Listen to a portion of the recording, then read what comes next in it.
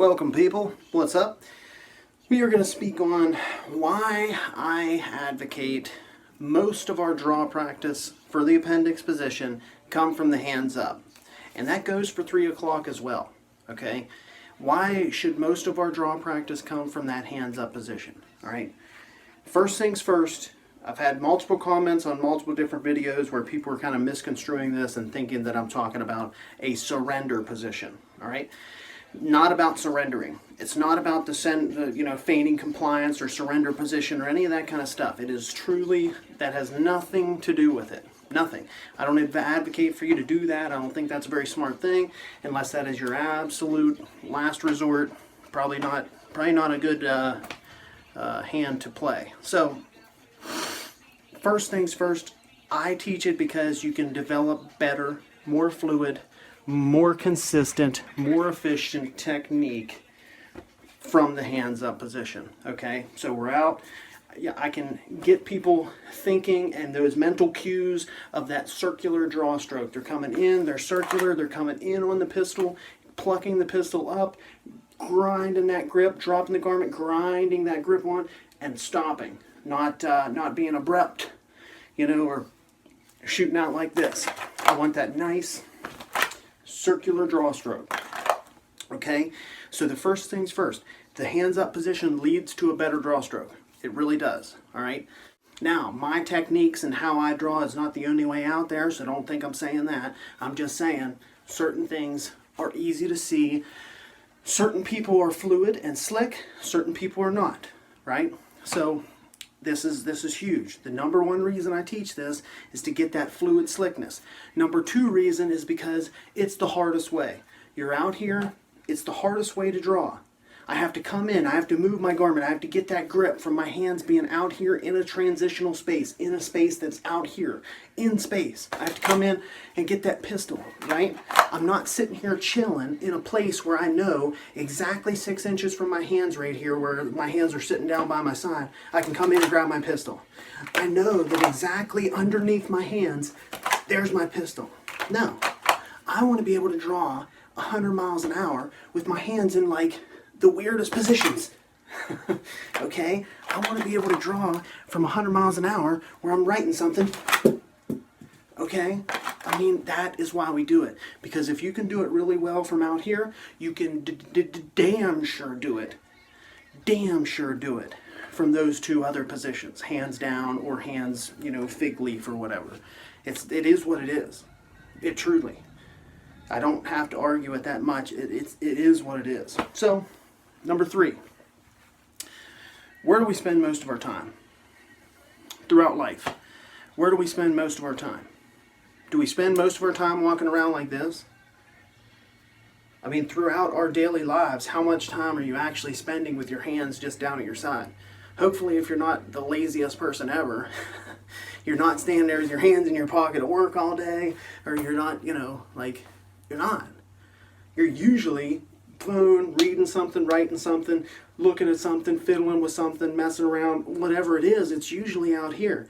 Driving a car, anything, your hands are usually up and out. Because as humans, we do shit right here. Some of us with worse eyesight do shit right here. I mean, you're not very often sitting around like this, and you're not very often sitting around with your hands at your side.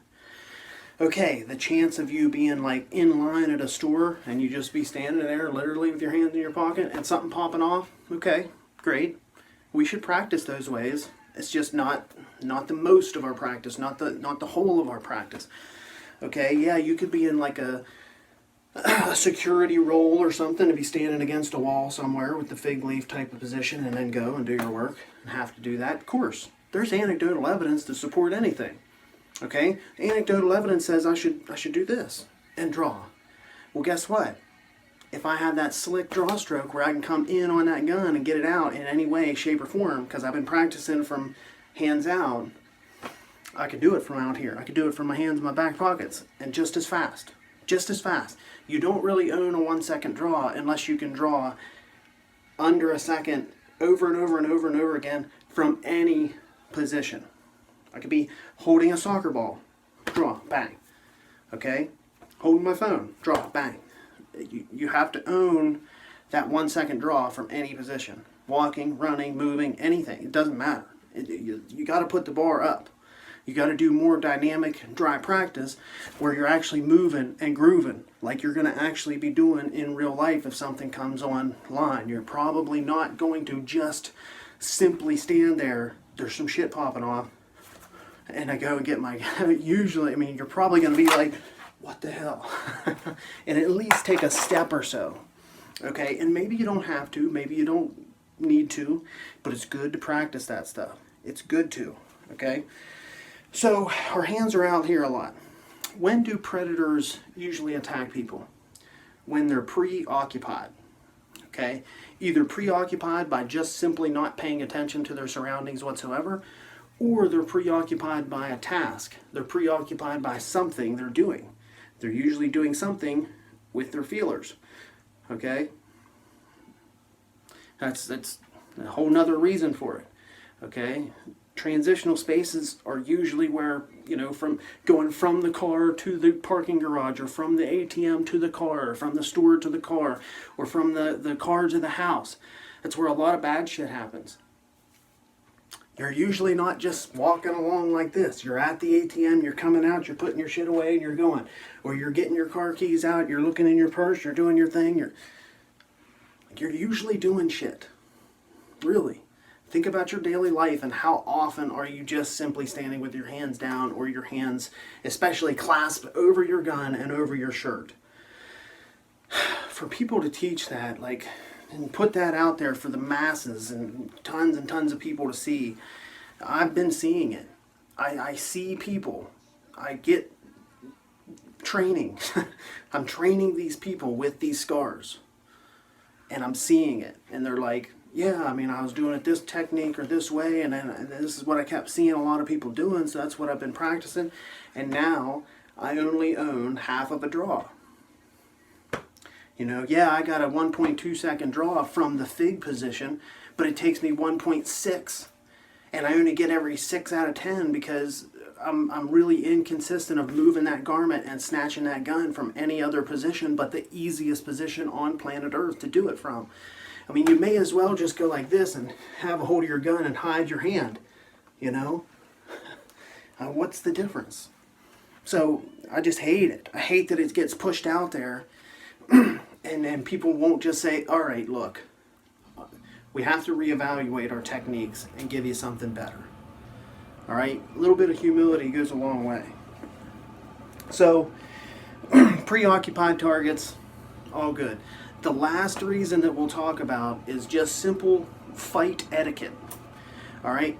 I learned a long time ago that the number one rule to not getting your ass kicked is hands above nipples. So if my hands are chilling out right here, they don't have to be threatening, they don't have to be anything, but literally this is the difference between getting knocked out and not. Chest pumping, all that shit. Nah, we don't do that, okay? Rule number one to not getting your ass kicked. Nipples, hands above nipples. All right? Okay? We're just right here. We can parry, we can slip, we can move, we can throw, we can do whatever we got to do. We can fence off, whatever we got to do. Gain a little bit of distance, couple steps, draw a gun. Hands are going to be up here. Okay?